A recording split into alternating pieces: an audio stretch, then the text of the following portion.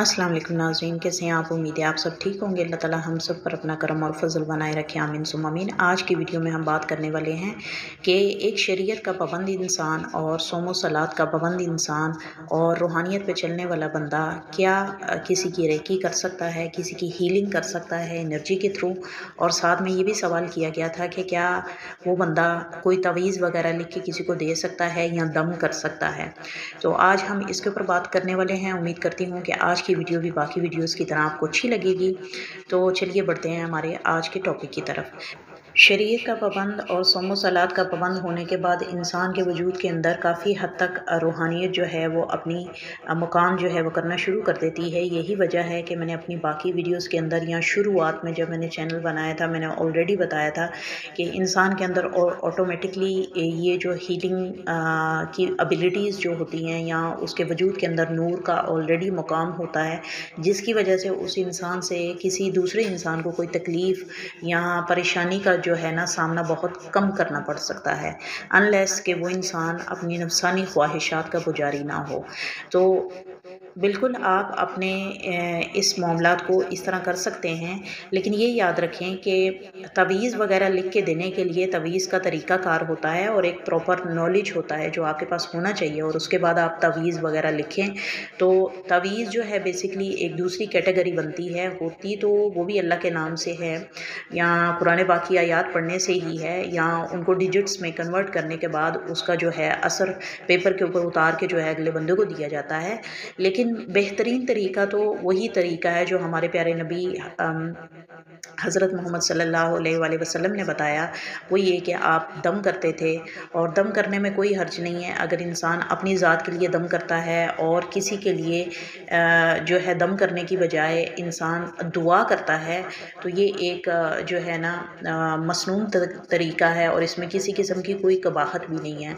ये सेम इसी तरह है जब इंसान कोई परेशानी में या किसी टेंशन में होता है और वो इंसान आपके साथ आके चार बातें करता है और अपने दिल का बोझ हल्का करता है और आप उसके साथ बातचीत के ज़रिए ही उसकी जो है हीलिंग करना शुरू कर देते हैं, तो यानी उसको पॉजिटिव जो है ना टॉक उसके साथ करते हैं और उसको काफ़ी अच्छा और बेहतर महसूस होता है, निस्बतन उसके कि वो बंदा अपनी परेशानी लेकर किसी ऐसे बंदे के पास जाए कि जिसको ये नहीं पता कि बात किस तरह करनी है और जवाब क्या देना है। उल्टा अगले बंदे की बात सुनने के साथ साथ उसके दिमाग में और ज़्यादा फतूरात जो है बनना शुरू कर दे या अपनी राय इस तरह देना शुरू कर दे जो कि उसके अंदर के ज़हनी ख़यालात को और इंतशार में पैदा करे। तो ये बिल्कुल ठीक नहीं है। बिल्कुल दम किया जा सकता है और साथ में आप दुआ कर सकते हैं, और दुआ का सबसे बेहतरीन तरीका जी ये है कि जब इंसान रूहानियत के रास्ते पर चलता है उसका तरीक़ाकार एक ही है। वो ये है कि आप 2 रकात नमाज़ नफ़ल अदा करते हैं, अल्लाह की बारगाह में पेश करते हैं और उसके बाद आप नबी की बारगाह में दरूद पाक पढ़ के पेश करते हैं और उसके बाद आप उस बंदे के लिए ख़ुसूसी दुआ करते हैं। तो दुआ करने में तो कोई हर्ज नहीं है, किसी के लिए दुआ करना बेहतरीन अमल है। इसके अलावा रही बात दम की, तो दम भी आप कर सकते हैं। जैसे कि मैं जब मदरसे में पढ़ती थी तो हम लोगों को जब आप मदरसे में पढ़ते हैं तो आप कुरान पाक की तालीम जो है वो 24 आवर मैक्सिमम आपकी जो है ना स्टडी वही चलती रहती है। तो उस सिचुएशन में नींद की कमी का गलबा होता है और प्लस आपको और बहुत सारे प्रॉब्लम्स जो हैं वो फेस करना पड़ती है, जिसकी वजह से आपकी फ़िज़िक के ऊपर बहुत इम्पैक्ट पड़ता है और आपके सर में दर्द होता है। तो हम लोग तब दम किया करते थे और दम करते थे तो अल्लाह जो है शिफा भी दे देते थे, फ़ौरन ही आराम आ जाता था। तो दम करने में कोई हर्ज नहीं है, दम कर लेना चाहिए।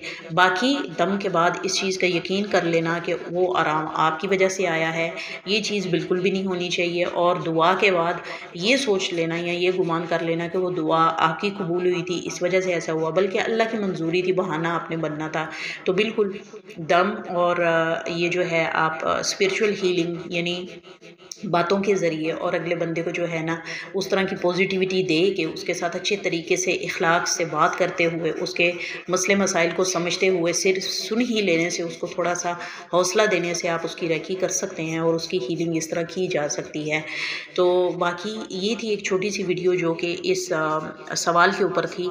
उम्मीद करती हूँ ये वीडियो भी आपको अच्छी लगी होगी। मिलते हैं अगली वीडियो में नए टॉपिक के साथ, तब तक के लिए आपसे इजाज़त चाहूँगी। अपना ख्याल रखिएगा, दुआओं में याद रखिएगा। टेक केयर, अल्लाह हाफिज़।